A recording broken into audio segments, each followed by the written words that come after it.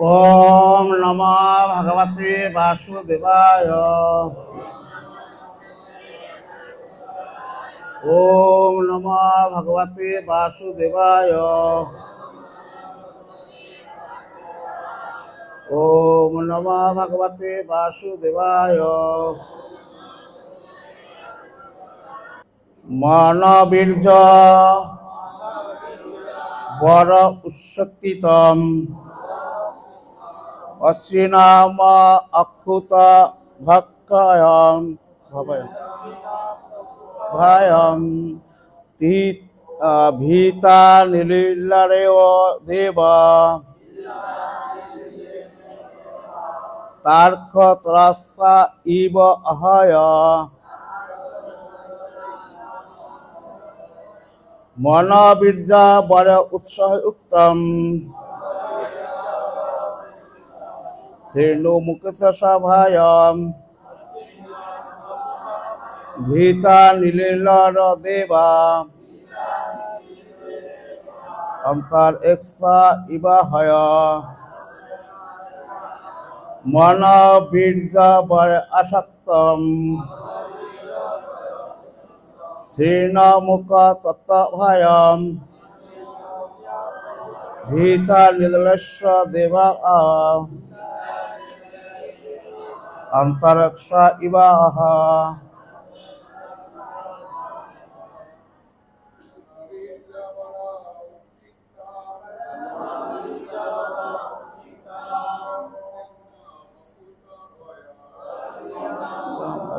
भय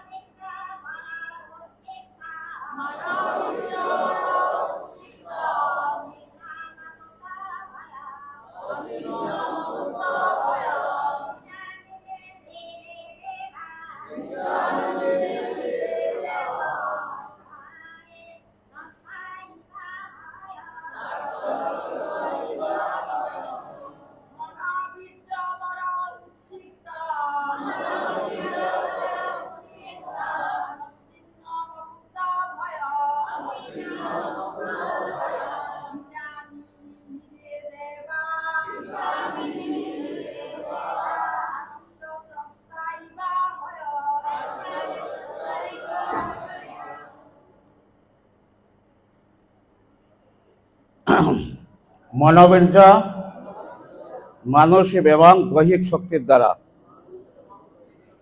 वर बरेर प्रभावे उत्सिक्तम गर्भित अश्लीलम दुर्दमनीय अकुत भयम काउके भय ना करे भीता भीत नीलिलरे लुकिए छिलेन देवा देवतारा तार्क गरुड़ दोस्ता भीत हये इव मत अहय सर्प अनुवाद तार मानसिक और दैहिक शक्ति एवं सेई संगे ब्रह्मार बरे एसे अत्यंत गर्वित हयेछिल कारो हाथे तार निहत हওয়ার भय छिल ना एवं तार गति रोध करार क्षमताओ कारो छिल ना ताई तार दर्शन मात्रई गरुड़के देखे सापेरा जेभावे पलायन करे देवताराओ सेइभावे भय भीत हये लुकिয়েছিলেন পিছনে পড়ুন তার মানসিক ও দৈহিক শক্তি এবং সেই সঙ্গে ব্রহ্মার বরে সে অত্যন্ত গর্বিত হয়েছিল কারো হাতে তার নিহত হওয়ার ভয় ছিল না এবং তার গতি রোধ করার ক্ষমতাও কারো ছিল না তাই তার दर्शन मात्रई गरुड़ के देखे सापेरा যেভাবে পলায়ন করে দেবতারাও সেইভাবে ভয় ভীত হয়ে লুকিয়েছিলেন। তাৎপর্য শিলা প্রভুপাদ কি। এই বর্ণনা থেকে বোঝা যায় যে অসুররা সাধারণত অত্যন্ত বলবান এবং তাদের মানসিক অবস্থা অত্যন্ত দৃঢ়, আর তাদের দৈহিক শক্তিও অসাধারণ। হিরণ্য এবং হিরণ্যকশিপুর ব্রহ্মার কাছ থেকে এমনই বর লাভ করেছিলেন যে এই ব্রহ্মাণ্ডে কেউ তাদের হত্যা করতে পারবে না, তাই তারা প্রায় অমর হয়ে গিয়েছিল। তার ফলে তারা সম্পূর্ণরূপে নির্ভীক ছিল। অজ্ঞানতিম্রান্ধস্য জ্ঞানাঞ্জনশলাকয়া চক্ষুর্মিলিতং তস্मै শ্রীগুরবে নমঃ। নমো বিষ্ণুপাদায় কৃষ্ণপৃষ্ঠায় ভূতলে শ্রীমতী ভক্তিবেদান্ত স্বামীতি নমিনে নমস্তে সরস্বতী দেবে গৌরবাণী প্রচারিণে নির্বিশেষ শূন্যবাদী পাশ্চাত্য দেশতারিণে। জয় শ্রীকৃষ্ণ চৈতন্য প্রভু নিত্যানন্দ, জয় অদ্বৈত গদাধর শিবাসাদি গৌর ভক্তবৃন্দ। হে কৃষ্ণ করুণা সিন্ধু দীনবন্ধু জগৎপতে গোপেশ গোপিকাকান্ত রাধাকান্ত নমস্তুতে। তপ্ত কাঞ্চন গৌরঙ্গীং রাধে বৃন্দাবনেশ্বর বিশুভানুসুতে দেবী প্রণমামি হরিপ্রিয়। বঞ্চা কল্পতরু কৃপা সিন্ধুরেব চ পতিতানাং পাবনেভ্যো বৈষ্ণবেভ্যো নমো নমঃ। হরে কৃষ্ণ কৃষ্ণ কৃষ্ণ হরে হরে, হরে রাম রাম রাম হরে হরে। হরে কৃষ্ণ কৃষ্ণ কৃষ্ণ হরে হরে, হরে রাম রাম রাম হরে হরে। হরে কৃষ্ণ কৃষ্ণ কৃষ্ণ হরে হরে, হরে রাম রাম রাম হরে।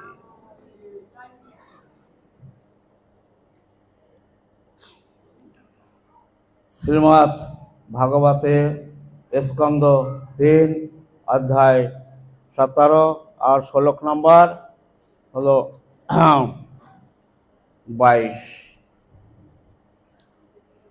বিশেষ কথা হলো এই বহুদিন বাংলার সাথে আমি জড়িত নয়, কাজেই আমার ভাষা এদিক এদিক হয়ে যেতে পারে বা হয়ও, আমি বুঝতে পারি যে আমার ভাষা অন্যরকম হয়ে যাচ্ছে।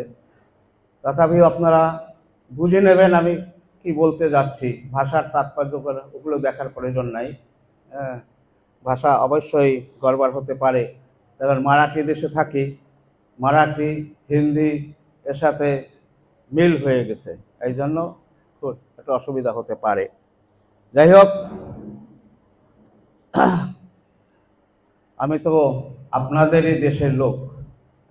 এখান থেকে বেশি দূর নয়, বরিশাল, ওখানে আমার জন্মস্থান ছিল। ভগবান কালের বশে বশীভূত হয়ে আমরা চলে গেছি মহারাষ্ট্রে। মহারাষ্ট্র থেকে প্রভুপাদের কৃপা হোক আর ভগবানের ইচ্ছা হোক, যেভাবে হোক বৃন্দাবনে যে পৌঁছালাম, এবং বৃন্দাবনেও সেইখানে সাক্ষাৎ প্রভুপাদের সাথে 72তে দর্শন পেয়ে আজও পর্যন্ত ইস্কনেই আছি, বুঝতে পারছেন তো। আর মহারাষ্ট্রে একটা ফার্মের সেবায় নিযুক্ত আছি। ওখানকার ইনচার্জ লোকনাথ মহারাজ, তাঁর আন্ডারে আমি সেবা করছি। আর এখানে একজন ভক্ত আছে রসরাজ প্রভু, উনি কোরিয়া যায়, উনি আমাদেরই ভক্ত এবং আমাদের ওখানেই, উনি আমার সাথে আর্টসে একাত্র হয়ে এসেছি, কিন্তু বর্ডার থেকে উনি ঢাকা চলে আসে, আমি বরিশালে যাই। রসরাজ প্রভু ওখানে আছেন। যাই হোক, তো আজকের যে প্রসঙ্গ, এই প্রসঙ্গের ভিতরে কার প্রসঙ্গ? হিরণ্যকশিপুর প্রসঙ্গ। যে বিরাট এক অসুর ছিল, অসুর থাকা সত্ত্বেও আবার শক্তি প্রাপ্ত করে নিয়েছিলেন। তার দ্বারা? ব্রহ্মার দ্বারা আরো শক্তি সে প্রকাশ করে নিয়েছিল। কেন? তার ভাইয়ের মৃত্যুর পরিশোধ নেওয়ার জন্য। তার ভাইকে কে মেরেছে? বরাহ অবতার রূপ ধারণ করে ভাইকে মেরেছে।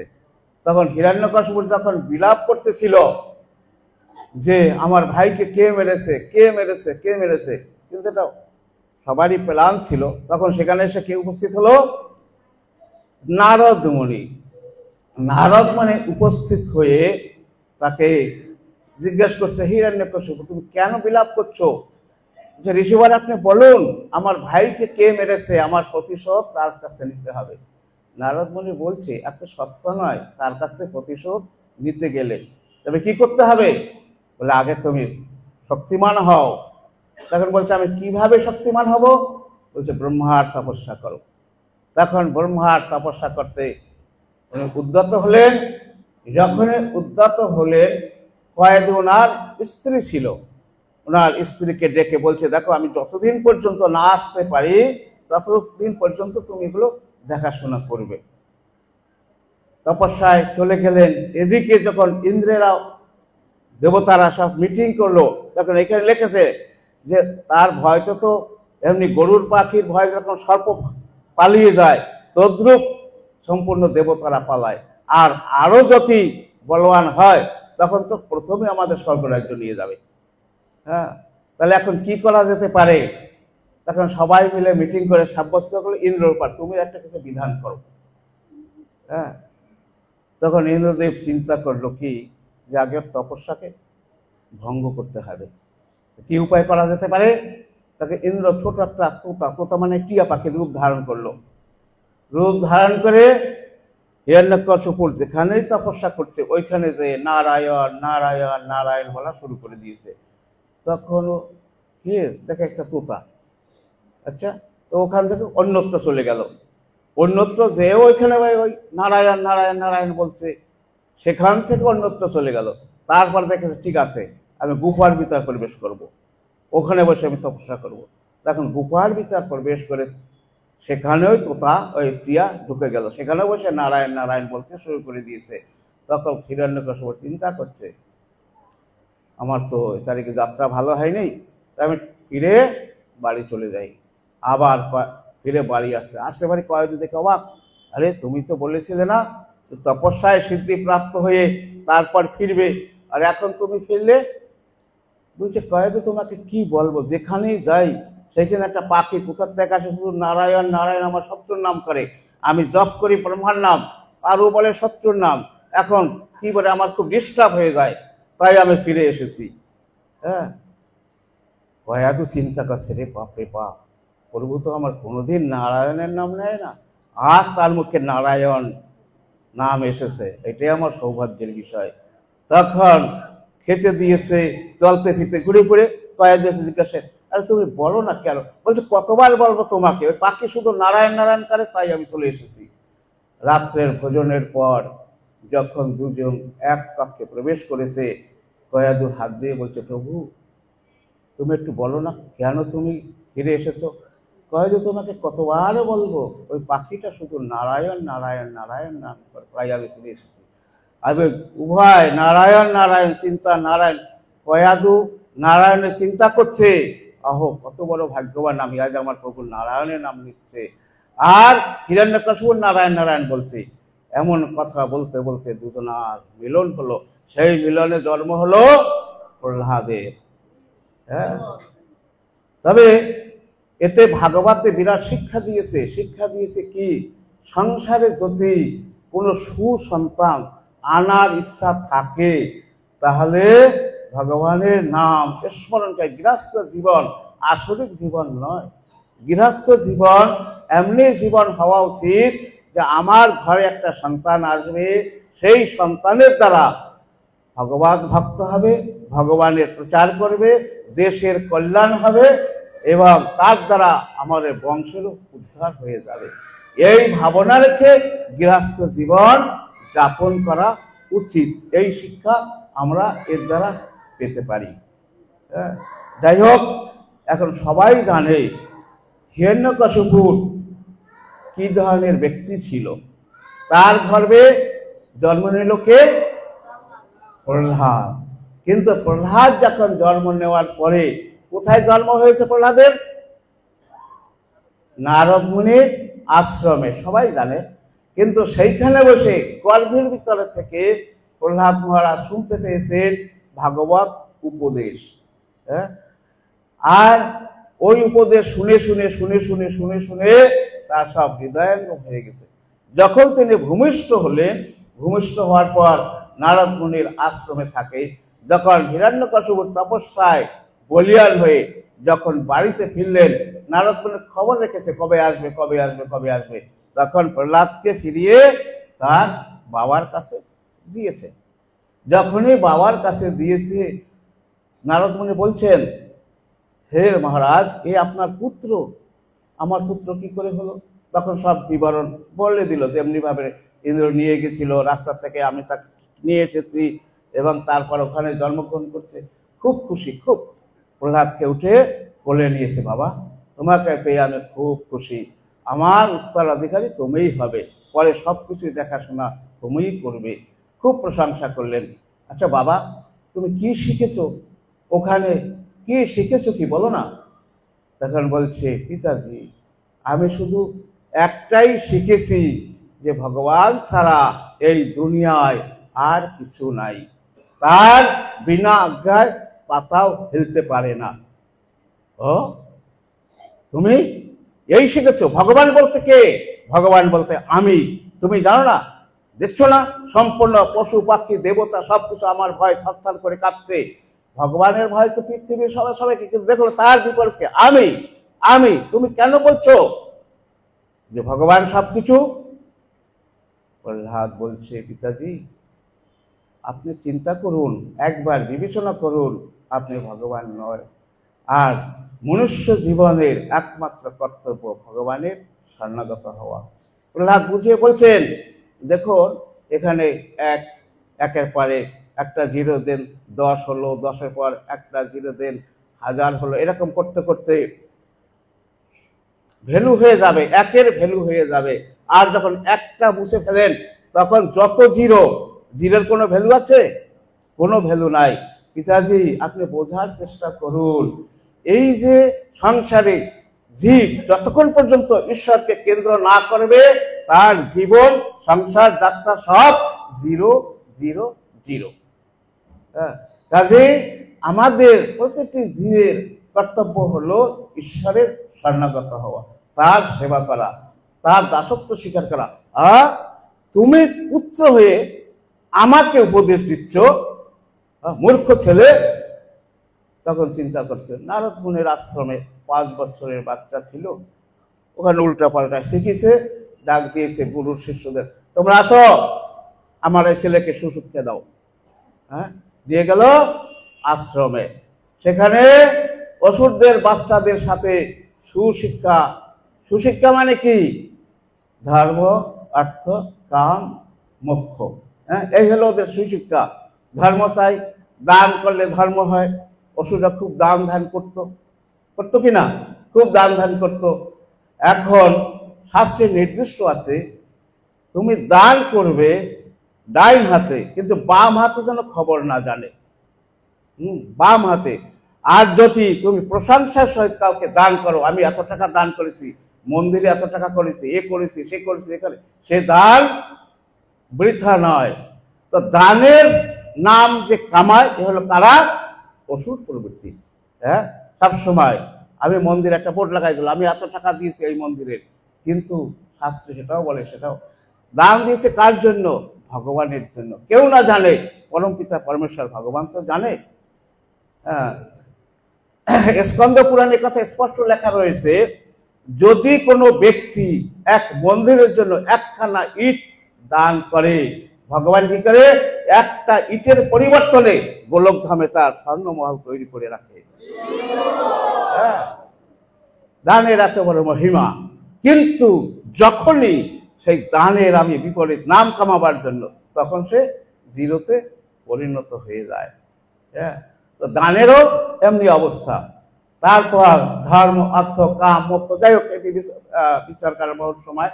এখন এর জন্য এই শিক্ষা যখন ওরা দেওয়ার জন্য পাঠালো হিরণ্যকশিপু তার গুরুর আশ্রমে। এখন গুরুর আশ্রমে হিরণ্যকশিপু যখন প্রহ্লাদ মহারাজ শিক্ষা দিচ্ছেন, তার গুরুরা এসে বলছেন, প্রহ্লাদ তোমার বাবা কিন্তু আমাদের কাছে পাঠিয়েছে সুশিক্ষার জন্য। দেখো আমার ছেলেরা কত আসরিক ছেলে, যারা তাদের কি কর্ম থাকে, এদেশে আছে কিনা। এদেশে একটা সংবাদ শোনা যায়, খুব ভালো লাগে, এখানে মদ গাঁজা প্রতিবন্ধী। তাই নাকি? ধরা পড়লে জেলে যায়, এ করে সে করে। কিন্তু আমরা যেখানে থাকি মহারাষ্ট্রে, দুঃখের বিষয় 99 যুবক তারা নেশায় ভুক্ত। গাঁজা এবং মদ দুটাই তাদের। গাঁজা ছাড়া তারা কিছুই জানে না, মদ ছাড়া তারা কিছুই জানে না। আমাদের রসরাজ প্রভু, আমাদের দেশের অবস্থা শুধু আমাদের গ্রামে নয়, সম্পূর্ণ মারাঠি গ্রাম। আগে ওটা ছিল না, মারাঠির কাছ থেকে শিখেছে। এখন তারা বুঝতে পারছে যে এইটাই বুঝি আমাদের সব কিছু, এই আমাদের। কিন্তু তাদের ভিতরে আমরা প্রচার করলেও হাজারের ভিতরে যদি একটা ছেলে এই জিনিসগুলো বুঝতে পারে। তার কারণ আগের থেকেই, কারণ হলো আগে বলে গেছি যে জন্ম সংস্কার হলো বড় সংস্কার। ভগবানের নাম করে যদি বাচ্চা কাচ্চা সংসারে আসে তারা কোনোদিন এই পরিবর্তন হতে পারে না। কিন্তু মা বাবা যখন বাজারে যায়, রাস্তার আসার পথে খেয়ে আসে মদ, তারপর মদ খেলে তার পরিবর্তন কি লাগবে? একটু মাছ মাংস লাগবে, ব্যাগ ভরে নিয়ে আসে মাছ মাংস, সেইভাবে খাওয়া দাওয়া করে বা ভালোভাবে সেইভাবে যদি স্ত্রী পুরুষের মিলন হয় আর সেই সন্তান যদি হয়, সেই সন্তান কি কোনোদিন দেশ আর জগতের কল্যাণ করতে পারে? কোনোদিন সম্ভবপর নয়। আমরা এখন সেই দেশেই আছি, সেই রকম। কিন্তু ইসকনের সেন্টার ওখানে আছে, কিছু কিছু লোক বুঝে পড়ে যারা এর থেকে মুক্তি হচ্ছে, বহুত কষ্টকর। বিশেষ করে আমাদের বাঙালি। এখন কথা বলার উদ্দেশ্য হলো এই, সঙ্গ হলো বড় জিনিস। সাধু সঙ্গ সর্বশাস্ত্রে কয়, লভমাত্র সাধু সঙ্গ সর্বসিদ্ধি হয়। কোনো যুবক ভাইরা যদি সাধু সঙ্গ নেয়, ধীরে ধীরে তারা পরিবর্তন হতে পারে, সম্ভবপর। কিন্তু সাধু সঙ্গ না হলে তো সম্ভবপর নয়। কিন্তু এই যুবক ভাইরা, যুবক ছেলেরা, আমরা কিন্তু সান্নিধ্যে স্মৃতি আপনাকে শুনতে চাই। হ্যাঁ, তো কিভাবে তারা সদ্গতি প্রাপ্ত হবে? হওয়া সম্ভবপর নয়। তাই ভাবছে যে প্রহ্লাদ আমাদের বাচ্চার সাথে মিলে যদি এটা শিক্ষা পায়, কিন্তু প্রহ্লাদ তার কি করে বিপরীত হয়ে গেল। যখন বাচ্চাদের সাথে সব মেলা, এখন বাচ্চাদের ডেকে বুঝিয়ে বলছে, দেখো ভাই, এই ক্ষণভঙ্গুর সংসার, আমরা কদিনের অতিথি, এখানে কয়দিনের জন্য এখানে এসেছি, এই সময়টুকু সবাই মিলে আমরা হরিনাম করি, আসো। তাই প্রহ্লাদ ছয় বাচ্চাকে নিয়ে হরিনাম কীর্তন করছে। যখন হরিনাম কীর্তন করছে তখনই ওর গুরুদেব দেখতে পাচ্ছে, আরে আরে আরে আরে, আমাদের সন্তানগুলোকে তো সব নষ্ট করে দিয়েছে, যাকে এনেছি এর কাছে, কিন্তু এর কাছে সবাই শিক্ষা পেয়ে আমার বাচ্চা কাচ্চা হরিনাম করছে, এ তো সর্বনাশ হয়ে গেল, সর্বনাশ হয়ে গেল। তখন কি করছে? প্রহ্লাদকে ডেকে, চলো চলো তোমার বাবার কাছে। তখন তার বাবার কাছে নিয়ে গেল। তখন যখন তার বাবার কাছে নিয়ে গেল, মহারাজ এই আপনার পুত্রকে ফিরে দিলাম। কেন, কি হয়েছে? তাহলে এর দ্বারা সম্ভবপর নাই, আমাদের বাচ্চাদের খারাপ করে দিয়েছে। কি খারাপ করে দিয়েছে? যে বাচ্চারা এর মুখে সেই আপনার শত্রুর নাম নিয়ে নাচে, লাফায়, আর হাত তুলে তুলে ঘুরে ঘুরে কীর্তন করে, তাই নাকি? প্রহ্লাদ কি বলছে? হ্যাঁ পিতাজি, এই সংসারে হরিনাম ছাড়া আর কোনো রাস্তা নাই। শ্রবণ কীর্তন, প্রথম শ্রবণ করতে হবে, তারপর কীর্তন করতে হবে। সবাই ভগবানের নাম গুণাগুণ শ্রবণ করা উচিত, তাই কীর্তন করা উচিত। আমি শুনেছি মাতৃগর্ভে বসে নারদ মুখির কাছে, তাই আজ আমি সেই কীর্তন তার ভালোবাসি, তাই আমার কীর্তন করা হয়েছে। আর সেই কীর্তনে সবাই পাগল হয়ে গেছে। একবার যদি কীর্তনে পাগল হয়ে যায়, ভগবান গোবিন্দের নাম যদি তার কানে স্মরণ হয়, তার দুনিয়ায় অট্টালিকা বিষয় সম্পত্তি কিছুই ভালো লাগে না। এক্সাম্পল স্বরূপ, যদি ওটা দেওয়া উচিত না, তথাপিও আমার মনে পড়েছে, বলছি। যেমন আমাদের পশ্চিমবঙ্গে এক ব্যক্তি ছিলেন, তার নাম ছিল কি? লালা বাবু। সবাই জানতো লালা বাবু। কিন্তু লালা বাবু যখন গঙ্গার ঘাটে বসে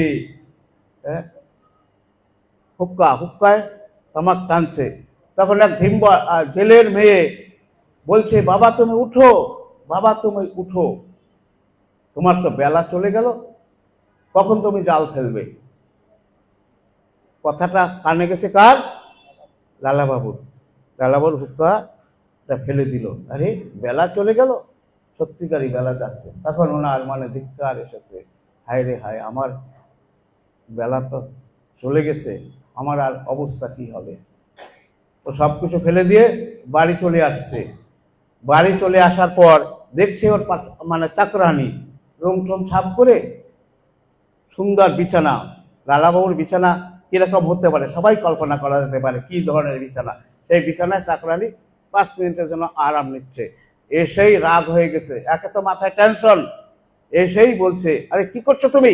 আমার বিছানায় এক জোরে থাপড় মেরে দিয়েছে। থাপড় মারার পর এত জোরে মেরেছে চোখে জল এসে কান্না করছে। কান্না করার পরেই ও হেসে দিয়েছে। আরে তুমি হাসলে কেন, কি ব্যাপার? কান্না করলে আবার হাসলে? বলছে, বাবু আপনাকে কি বলবো, আমার মনে একটা সংশয় জেগেছে। কি সংশয় বলো? যে আমি তো আপনি আসবেন এত জলদি তো আমি বুঝতে পারিনি, তাই সাপ ছোপ করে আমি বিছানার পরে একটু শুয়েছিলাম, আরাম করছিলাম, কষ্ট হয়ে গেছে, তাই আপনি আমাকে থাপ্পড় মেরেছেন। যে সারা জীবনটা ভগবান গোবিন্দের নামকে ভুলে এই বিছানায় শুয়ে গেছে, তার অবস্থা কি হবে?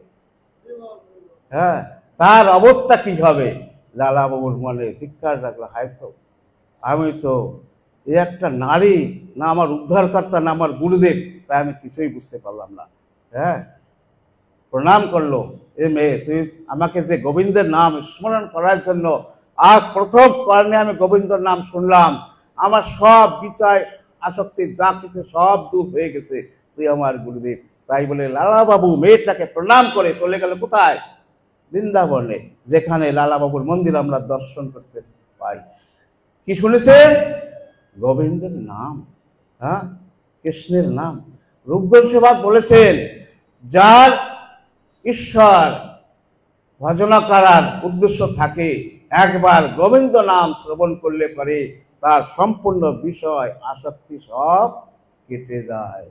হ্যাঁ, এক্সাম্পল স্বরূপ দেওয়া যেতে পারে আমার গুরুদেব শিলা প্রভুপাদ। হ্যাঁ, শিলা প্রভুপাদজি আজ সারা বিশ্বকে সেই গোবিন্দর নামে, কৃষ্ণের নামে সবাইকে মাতারা করে দিয়েছেন। রূপগোস্বামী বলেছেন, সবাই গোবিন্দর নাম নেয়, কিন্তু যখন শুদ্ধ ভক্তের মুখ থেকে গোবিন্দ নাম স্মরণ করবে, তখন সেই নামে তোমার ফলাফল পাবে। হ্যাঁ, আজ প্রভুপাদজি তাই সফল করে দিয়েছেন, তার কারণ প্রভুপাদজি এখন ভগবানের প্রতিনিধি এবং শুদ্ধ ভক্ত ছিলেন, যার মাধ্যমে আজ আমরা, শুধু আমরা নয়, বঙ্গদেশবাসী নয়, সারা বিশ্ব হরিনামে মাতারা হয়ে গিয়েছেন। বলুন শিলা প্রভুপাদ কি। আজ আমরা তার স্বর্ণগত হয়ে এইখানে ভক্ত হয়ে আপনারা আছেন। শুধু প্রভুপাদের প্রতিনিধি রূপে এক ব্যক্তি, তার নাম হলো জয়পতাকা মহারাজ। হ্যাঁ, প্রভুপাদের আদেশ ছিল যে তুমি কমসে কম 10,000 শিষ্য বানাবে। জয়পতাকা মহারাজকে বলেছিলেন, কিন্তু বহু তার ঊর্ধ্ব হয়ে গেছে। কিন্তু আমার একটা অনুরোধ, আমাকে এখানে এসে বললো যে প্রভুপাদ সম্বন্ধে কিছু কথা বলবো। প্রভুপাদ সম্বন্ধে কথা আমি আখিরি দুটো শব্দ বলবো। প্রভুপাদ কিন্তু শরীর ছাড়ার সময় অনেক কষ্ট পেয়েছে। প্রভুপাদের কাছেই আমি দাঁড়ানো ছিলাম, লোকনাথ মহারাজ, আমি, আর ছিল ভবানন্দ মহারাজ, কিন্তু জয়পতাকা মহারাজ ছিলেন না, উনি ছিলেন মায়াপুরে, শরীর ছাড়ার পর গিয়েছিল। আরও অনেক ভক্তরা, গৌরসুন্দর, এরা সবাই আমার কাছেই দাঁড়ানো ছিলাম। প্রভুপাদ শরীর ছাড়ার সময় এত কষ্ট পেয়েছে, তখন নারায়ণ মহারাজ প্রশ্ন করেছে, ভবানন্দ প্রশ্ন করেছে নারায়ণ মহারাজকে যে বলুন এ ব্যক্তির এত কষ্ট পাওয়ার কারণ কি? তখন বলছে, আঙ্গুল দিয়ে দেখাই দিয়েছে এরকম, এর কারণ তোমরা সবাই। কিরকম? যে গুরুমুখ পদ্মবাক্য চিত্তেতে করিয়ৈক্য, আর না করিও মানে আশা। ভগবানকে ভজন করার জন্য, তাকে প্রাপ্তি হওয়ার জন্য একমাত্র উদ্দেশ্য থাকা উচিত, গুরু যা নির্দেশ দিয়েছেন। কিন্তু তোমরা নির্দেশ পঙ্খানুপুঙ্খরূপে পালন করো নাই, যার প্রতিফলে তোমার গুরুদেব সেইটা ভুগছে।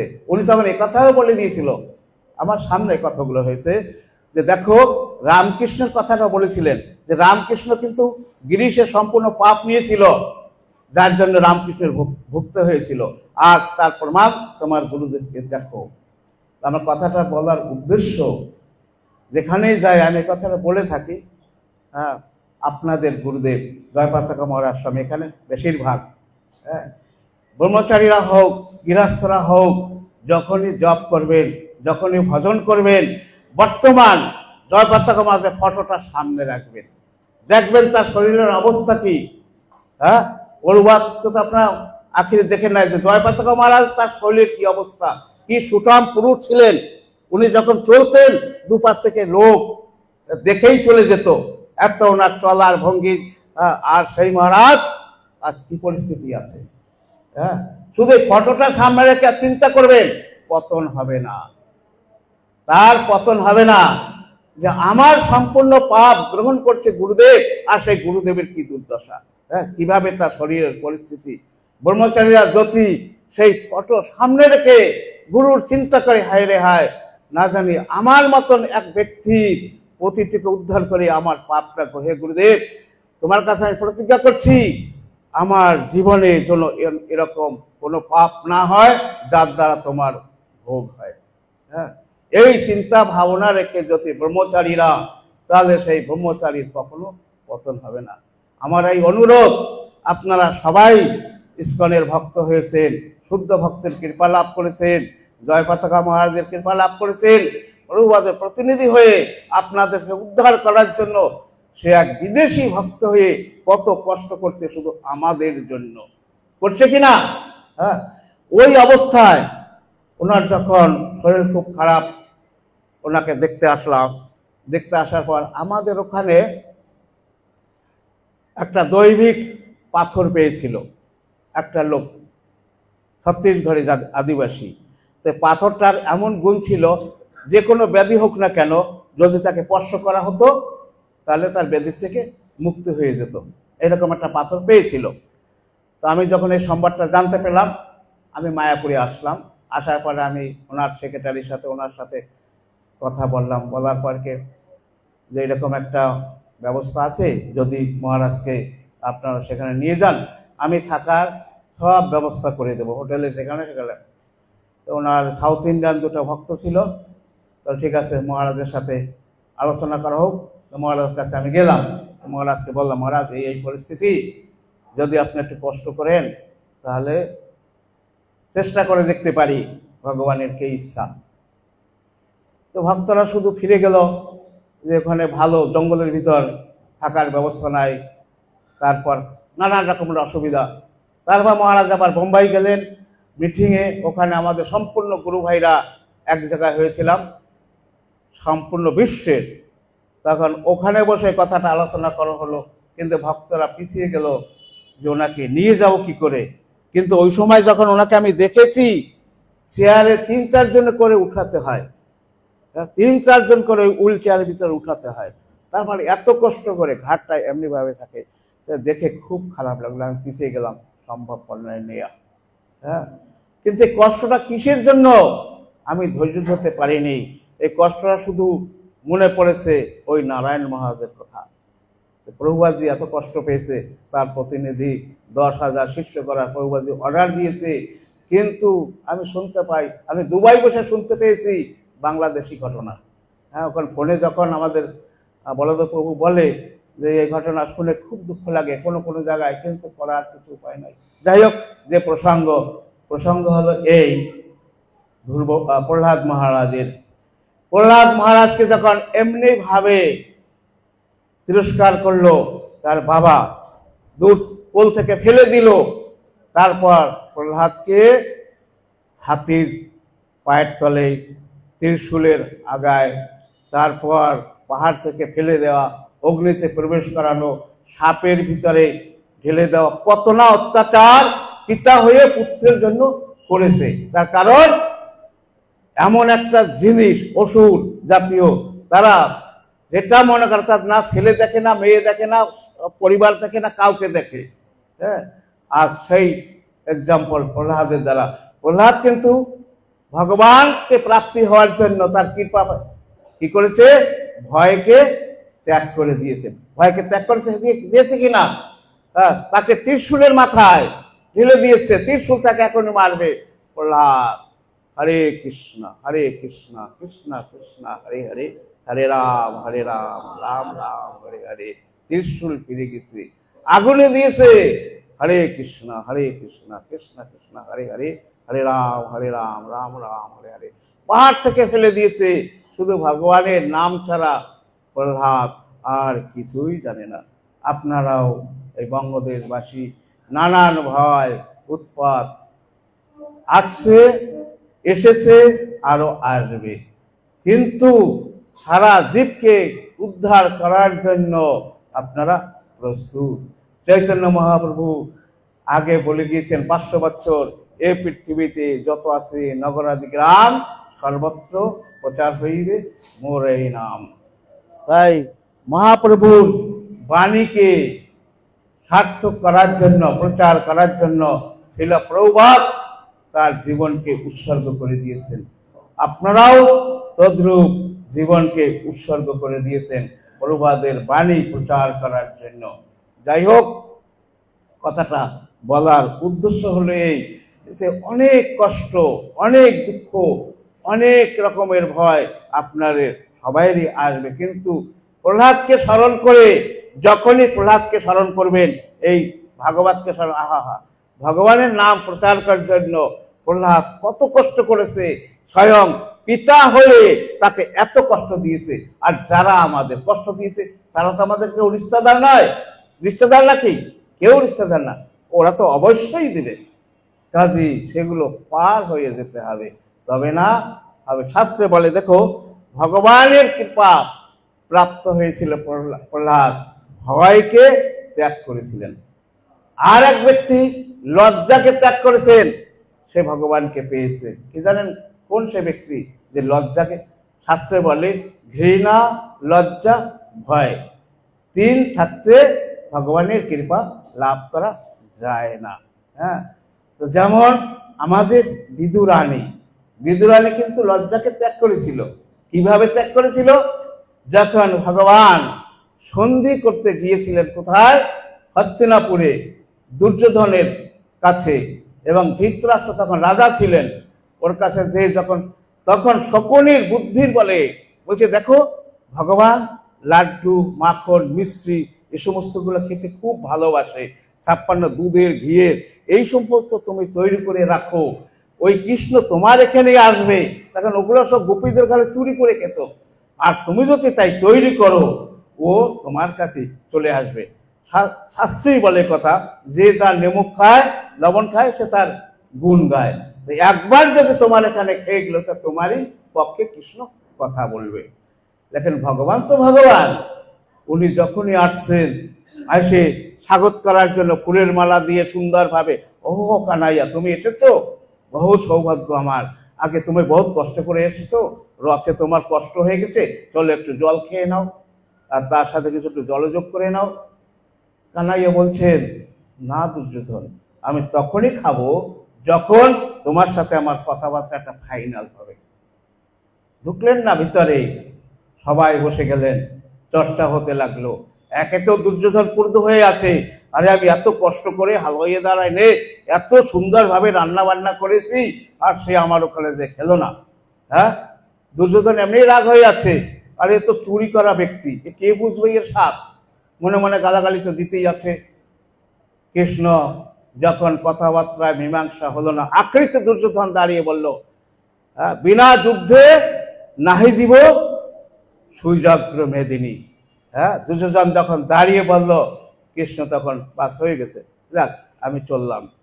তখন কৃষ্ণকে বাঁধার জন্য চেষ্টা করেছিল, পুরাণে লেখে, কিন্তু কৃষ্ণ দাঁড়িয়ে এদিক সেদিক তাকিয়ে দেখছে, এখানে আমার কোনো শরীর বান্ধব আছে কি না। তখন এক বান্ধবের প্রতি তার নজর গিয়েছিল, সেই বান্ধবটি কে ছিল? বিদুর। হ্যাঁ, সেই বিদুরের দিকে তার নজর গিয়েছিল, ইশারা করে দিয়েছে, আমি তোমার বাড়িতে যাচ্ছি। আজ ভগবান কৃষ্ণ বিদুরের বাড়িতে চলেছেন। বিদুরের পত্নী বিদুরানী দেখছে যে কানাইয়া আমার বাড়িতে আসছে। সূর্যের মতো তেজ প্রভা প্রকাশ করে বিদুরানী কাপড় ধুচ্ছিলেন, কিন্তু বিদুরানী একখানা কাপড় ব্যবহার করতেন, দুখানা নয়। দুখানা কাপড় কেনার তাদের কাছে পয়সা ছিল না। কেননা ছিল না? যে সে রাজকোষের একটা পয়সা গ্রহণ করত না। তার স্ত্রী মাঠে ঘাটে কুড়িয়ে যা কিছু নিয়ে আসতো তার দ্বারা জীবিকা নির্বাহ করত। রূপগোস্বামীপাদ ঠাকুর এর এক গ্রন্থে লিখেছে, বিষয়ের অন্ন খাইলে দুষ্ট হয় মন, আর দুষ্ট মনে কবি নাহে শ্রীকৃষ্ণ স্মরণ। হ্যাঁ, তাই বিদুরানী বিদুর কখনো অন্ন খেতেন না। ভীষ্ম পিতামহ এত বড় এক সিদ্ধ মহাত্মা, বাক্য সিদ্ধা, ইচ্ছাকৃত মৃত্যু যার, সে কিন্তু দুর্যোধনের অন্নে পালিত ছিল। হ্যাঁ, যার জন্য একবার যখন ভীষ্ম পিতামহ শরীর ছাড়ার সময় ওখানে সবাই কৃষ্ণ, দুর্যোধন না, পঞ্চ পাণ্ডবরা সব বিরাজমান ছিলেন, তখন ভীষ্ম পিতামহ বলেছিলেন যে দেখো দেখো অর্জুন, দেখো যুধিষ্ঠির আজ আমার সামনে যে দাঁড়িয়েছে, এদের তুমি চিনতে পারছো না, একে তুমি চিনতে পারছো না। এই সেই বিশ্বপতি পরমেশ্বর ভগবান শ্রীকৃষ্ণ, যে তোমার রথের সারথি হয়ে আছে। তোমরা বড় সৌভাগ্যবান যে এ তোমাকে সবসময় তোমাদের কাছেই আছে। এমনি ভাবে কথা বলতে লাগলেন। আর দেখো এই যে কৃষ্ণ দেখছো না, ভক্তের জন্য সে কি না করে, আমার কথাকে সত্য রেখেছে, হ্যাঁ, কিন্তু তার প্রতিজ্ঞা ভঙ্গ করে দিয়েছে। এই হলো ভগবান ইনি। দেখো আমি যখন প্রতিজ্ঞা করেছিলাম যে যুদ্ধে আমি থাকব, কিন্তু অর্জুন কৃষ্ণ প্রতিজ্ঞা করেছিল যুদ্ধে আমি থাকব কিন্তু অস্ত্র ধরব না। আর আমি প্রতিজ্ঞা করেছিলাম শুনে যে যখন ধরবে না তা আমি একে অস্ত্র ধরাবো। তাই আমার প্রতিজ্ঞা রক্ষা করার জন্য যুদ্ধের সময় সে রথের পাইয়ে নিয়ে এসে আমাকে মারতে এসেছে। কাজেই দেখো সেই ভগবান ভক্তকে এমনি ভাবে রক্ষা করে, তোমরা সবাই শরণাগত হয়ে থাকো। এইভাবে যখন বলতে লাগলেন, তখন দ্রৌপদী প্রশ্ন করেছিলেন, হে পিতামহ, আজ আপনি আমাদের এমনি ভাবে উপদেশ দিচ্ছেন, কিন্তু এই উপদেশ আপনার কোথায় ছিল যেদিনকার আমার ভরা সভায় বস্ত্রহরণ হয়েছিল? তখন ভীষ্ম পিতামহ বলছে, বেটি তুমি যে কথাটা বলছো অতীব সত্য। আমি ওই দুর্যোধনের অন্ন খেতাম, যার জন্য আমার শরীরের রক্ত ওই অন্নে জড়িত হয়েছিল। আর তোমার স্বামী অর্জুন কৃপা করে আমার শরীরের সম্পূর্ণ রক্তটাকে ফেলে দিয়েছে, যার জন্য আজ আমি শুদ্ধ। আজ শুদ্ধ মানে ভগবান কৃষ্ণের শুদ্ধ ভক্তি এসেছে। তাই আমার একটি কন্যা আজ আমি কৃষ্ণের চরণে সমর্পণ করে দিলাম। দ্রৌপদী বলছে, কন্যা? আপনি তো চির ব্রহ্মচারী, হ্যাঁ, তা আপনার কন্যা কোথার থেকে আসলো? যে আমার কন্যা চিরদিন আমার কাছেই ছিল, তার নাম হলো সুমতি। এই সুমতিকে আমি কৃষ্ণের সাথে আজ বিবাহ দিলাম, কিন্তু এতদিন দিতে পারি নাই, শুধু দুর্যোধনের দূষিত অন্যের রক্ত আমাদের শরীরে ছিল। যাই হোক, যারা ভগবানের ভক্তি করার ইচ্ছা আছে, আমরা যারা ভক্তি করি, তাদের এই বিষয়ের অন্য থেকে দূরে থাকা উচিত। তারপর আমরা যারা ভক্তি করছি, প্রভুপাদজি 4টা নিয়ম সুন্দরভাবে প্রতিষ্ঠা করে দিয়েছেন। সেই 4টা নিয়ম আমরা সবাই জানি, ভক্তরা সবাই জানি। ইসকনের 4টা নিয়ম কি? আর এই 4টা নিয়ম হলে আমাদের খাম্বা। এই খাম্বা যদি একটাও ভেঙে যায়, যেমন গরুর 4টে পা, তার যদি একটা ভেঙে যায়, তা 3 পায়ে গরু কি করে, গাই কি করে, কষ্ট হয় কিনা? হাঁটতে হাঁটতে লাফিয়ে লাফিয়ে চলে। হ্যাঁ, আমাদের যদি তার ভিতর একটা খাম্বা ভেঙে গেল, আমরাও আমাদের ওই অবস্থা হবে, ধর্মপথে এগোতে আমাদের কষ্ট হবে। তারপর যদি দ্বিতীয় খাম্বা ভেঙে গেল, তাতে আরো কষ্ট হবে। আর তৃতীয় পাও ভেঙে গেলে তো কথাই নাই। আর চতুর্থ পাও যখন যাবে, তখন তো সে আগে আর চলতেই পারবে না। হ্যাঁ, তাই প্রভুপাদের নির্দেশ অনুসারে আপনারা 4টা খাম্বাকে মজবুত করে ধরে রাখুন। কিন্তু দুর্ভাগ্যের বিষয় বাংলাদেশ, হ্যাঁ, আহার সর্দি সম্ভবপর নয়, কিন্তু তথাপিও ইস্কনে আহার সর্দি তো বাংলাদেশে কোনো খাবার অভাব নাই, আছে নাকি? কোনো খাবার অভাব নাই, কিন্তু তার ভিতরে একটা জিনিস ত্যাগ করলে অসুবিধা কি আছে? তাই যারা আপনারা আমিষভোজী আছেন, অনুরোধ নিরামিষ হওয়ার চেষ্টা করুন। যখন প্রসঙ্গ আলাদা, যখন বিদুরানী দেখছেন কৃষ্ণ আসছেন, বিদুরানী দৌড়িয়ে চলে গেছেন, কানাইয়া কানাইয়া, ও আমি তোমার ঘরে আসছি, আমাকে কিছু খেতে দাও, ক্ষুধা লাগছে। বিদুরানী কি খেতে দেবে? তৈরি তো কিছু নাই, কিন্তু পাকা কলা ঘরে ছিল, সেই কলা দিচ্ছে, নেই কানাইয়া, নেই নেই নে খা। হ্যাঁ, কিন্তু বিদুরানী প্রেমে এমন পাগল, কলাটাকে ছিলে ফেলে দিচ্ছে আর কলার ছিলকাটা কানাইয়ার মুখে দিচ্ছে। কোথায় 56 ব্যঞ্জন দুর্যোধন তৈরি করে রেখেছিল, আজ কানাইয়া প্রেম সে খাচ্ছে কলার ছোলা। বাহ বাহ, কত সুন্দর স্বাদ, যে স্বাদ আমি পাইনি ওই দুর্যোধনের। হ্যাঁ, আর সেই স্বাদ পাচ্ছি কলার ছোলায়। ওর সাথে কি মিলানো ছিল? কলার ছোলার ভিতর কি মিলানো ছিল যাতে এত স্বাদ? ওর সাথে ছিল শুদ্ধ প্রেম। হ্যাঁ, এমনি ভাবে শুদ্ধ প্রেমিক হয়ে যখনই আমরা ভগবানের নাম গুণাগুণ কীর্তন করব, ভগবান তখন আমাদের সামনে বিরাজমান। এর ভিতর বিদুর আসছে, বিদুর যখনই আসছে আয়েশার নজর গেল, আরে বিদুরানী কি খবর, তোমার কাপড় কোথায়?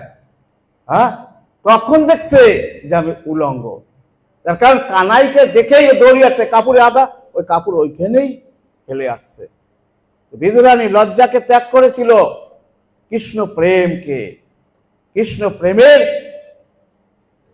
মাধ্যমে সে আমরাও তদ্রূপ ঈশ্বরকে ভজন করার জন্য ভয়, লজ্জা, ঘৃণা সম্বন্ধেও সুন্দর এক্সাম্পল আছে। কটা বাজে ভাই? 9টা বাজে না, বলে আমার আবার টিকিট হয়ে গেল, আমার যেতে হবে। হ্যাঁ, যাই হোক, তো সবচাইতে আজকের কথার ভিতরে আমরা কয়েকটা শিক্ষা প্রাপ্ত হতে পারি। তার ভিতর একটা শিক্ষা হলো এই যে দানের মাধ্যমে কখনো নিজের প্রশংসা করতে নাই। দ্বিতীয় শিক্ষা হলো এই যে সংসারে সুসন্তান আনতে গেলে কি পরিস্থিতি হওয়ার দরকার। তৃতীয় শিক্ষা হলো এই যে ভগবানকে প্রাপ্ত হতে গেলে ভয়, ঘৃণা সব থেকে মুক্ত হতে হবে। এই 3টা শিক্ষার মাধ্যমে আজকের ভাগবত আপনাদের যা উপদেশ দিয়েছেন, হ্যাঁ, আমার দ্বারা আমি যা কিছু বলছি কিন্তু ভাষায় ত্রুটি নানান রকমের, এটাকে আপনারা গ্রহণ করবেন না। ভাগবতে কি বলছেন সেইটা আপনারা গ্রহণ করবেন। দেখেন, কলির জীব আমরা, এই কলিতে আমরা জন্মগ্রহণ করেছি, কিন্তু কলিহত জীবকে উদ্ধার করার জন্য চৈতন্য মহাপ্রভু এমন সুন্দর ব্যবস্থা করে গেছেন। আগে প্রহ্লাদ মহারাজের উপদেশে কথাটা রয়েছে এবং আমি সামান্য সংক্ষেপে তার বর্ণনা করেছি। দেখেন, চৈতন্য মহাপ্রভু কি বলেছেন, এনেছি ঔষধি মায়া নাসিবারও লাগি, হরিনাম মহামন্ত্র লও সবে মাগি। এই হরিনাম হলো এই কলিযুগের একমাত্র উদ্ধারের রাস্তা, দ্বিতীয় কোনো রাস্তা নাই। হরের নামই হরের নামই হরের নামই কেবলম কাল্লব নাস্তেব নাস্তেব গতির অন্যথা। এর প্রচার কে করেছেন? প্রভুপাদজি তার প্রেরণা ছিল মনের ভিতর যে আমি কিভাবে হরিনাম। এখন চৈতন্য মহাপ্রভু বলেছিলেন এই পৃথিবীতে যত আছে নগরাদি গ্রাম সর্বত্র প্রচার হইবে মোর এই নাম। তা কার জন্য করেছেন? এক ভক্তের প্রার্থনায়। সেই ভক্তটি কি ছিল? শ্রীধর। শ্রীধরের কাছ থেকে রোজ কলা মোচা মহাপ্রভু বিনা পয়সায় কিনে নিয়ে আসতেন। যেদিনকার মহাপ্রভুর ভাবাবেশ হলো সেদিনকার মহাপ্রভু বলেন, কে কোথায় আছে, আজকের আমি সবার ঋণ শোধ করব। তা বলতে বলতে সবাই আজ আমার কাছ থেকে সবকিছু চেয়ে নাও। এর ভিতর মহাপ্রভু বলছেন, আরে শ্রীধরকে ডাকো, আর শ্রীধরকে ডাকো, শ্রীধরকে ডাকো। কোন শ্রীধর? কলা বেচা শ্রীধর। মহাপ্রভু ভক্তরা যখন বলছে, শ্রীধর তোমাকে ডাকছে। কে ডাকছে? মহাপ্রভু। ও, মহাপ্রভু আমাকে স্মরণ করেছে। উনি ভাবে বিভোর হয়ে আজ প্রভুর কাছে আসছে। আরে শ্রীধর, আসো আসো, আমার কাছে আসো, তুমি যা চাও। তোমার কাছ থেকে কলা মোচা তোর কিনেছি, কোনোদিন পয়সা দেই নাই, আজ তোমার পয়সা দেব। তখন বলছে, প্রভু পয়সা যদি দাও, যে আমার তোর মোচা কলাপাত কিনেছে সেজন্য আমার জগতের জন্মে জন্মে নাথ হয়, এইবার আমাকে দাও। হ্যাঁ, যখন এই কথাটা বলেছে, আরে ও তো আছেই, ভক্ত আমার, আমি ভক্তের, আমি ভক্ত ছাড়া নই, ও তো অটোমেটিক হয়েই আছে, আর কিছু চাওয়ার ইচ্ছা আছে নাকি বলো? তো বলছে, প্রভু সত্যিকার অঙ্গীকার করো, তুমি আমাকে দেবে কিনা? অবশ্যই দেব। তখন বলছে, হে প্রভু, সারা বিশ্বে এই জীবের দুর্দশা দেখে আমার মন কেটে যায়, দুঃখে আমি ধৈর্য ধরতে পারছি না। প্রভু, সারা বিশ্বের লোকের যত পাপ আছে সেই পাপ আমার মাথায় দাও, সবাইকে তুমি উদ্ধার করে নিয়ে দাও, এই আমি চাই। হ্যাঁ, তখন মহাপ্রভু দাঁড়িয়ে বলেছিল, সেটা আজকের বলছি, এই পৃথিবীতে যত আছে নগরাদি গ্রাম, সর্বত্র প্রচার হইবে মোর এই নাম। আর সেই কথাটাকে কেন্দ্র করে শিলা প্রভুপাদজি 70 বছর বয়সে কত না কষ্ট করেছে আমাদের জন্য, সারা বিশ্বের জন্য। ধন্য সেই শিলা প্রভুপাদ। বলে, শিলা প্রভুপাদ কি, শিলা প্রভুপাদ কি, শিলা প্রভুপাদ ভক্তবৃন্দ কি, ইসকন ঢাকা ভক্তবৃন্দ কি, গৌর প্রেমানন্দে হরি হরি।